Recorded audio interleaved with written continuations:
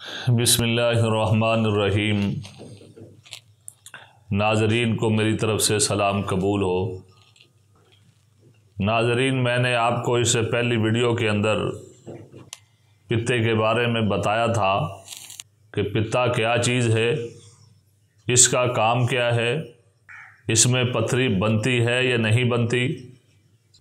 अगर पथरी नहीं बनती, जो अल्ट्रासाउंड में पथरी महसूस होती है वो क्या है और वो क्या होती है, आज हम आपको बताएंगे और समझाने की कोशिश करेंगे कि जब आपके पास कोई ऐसा मरीज़ आए जिसने अपने पित्ते का अल्ट्रासाउंड करवाया हुआ हो और उसमें पथरी नज़र आ रही हो, तो उसका इलाज क्या करना है। और अगर आपके पास कोई ऐसा मरीज़ आ जाता है या आपको ख़ुद कोई ऐसी अलामत है और आपने तशख़ीस करनी है कि मुझे क्या मसला है, तो उसकी तशख़ीस किस तरह होगी। तो नाज़रीन, आपने अगर इस बात की तशख़ीस करनी हो कि पित्ते में पथरी है या पित्ता जो है वर्म की वजह से सोजिश ज़दा हो गया है, उसकी वजह से उसमें दर्द हो रही है, तो आप पित्ते वाले मकाम पर जो आखिरी पसलियों के नीचे होता है और बिल्कुल जिगर के साथ होता है, अगर यहाँ पर आप दर्द महसूस करें और इसमें दर्द भी बड़ा शदीद होता है, इसके साथ साथ ऐसे मरीज़ को कब्ज़ भी होती है,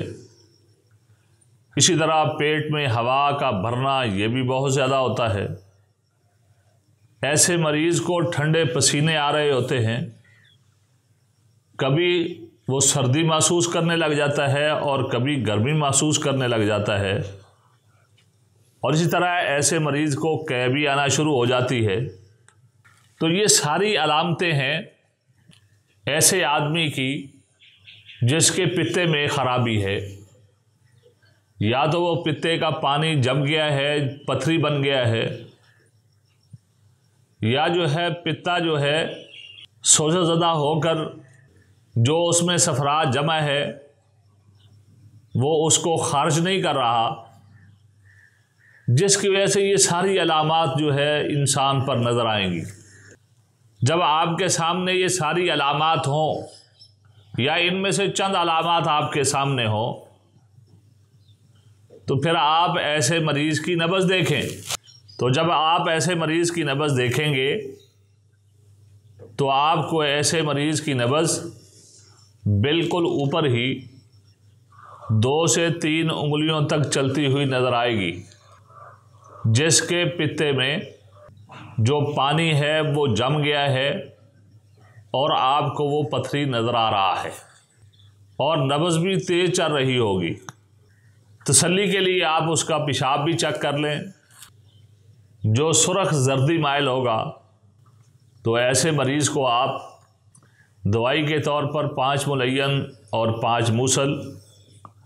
और इसके साथ हुब्बे इरकुन निसा वो भी दें, या जो है अक्सीर वर्म उसको दे दें, और पित्ते वाली जगह पर टकोर के लिए आप तारा मीरा, आटा, नमक और तेल डालकर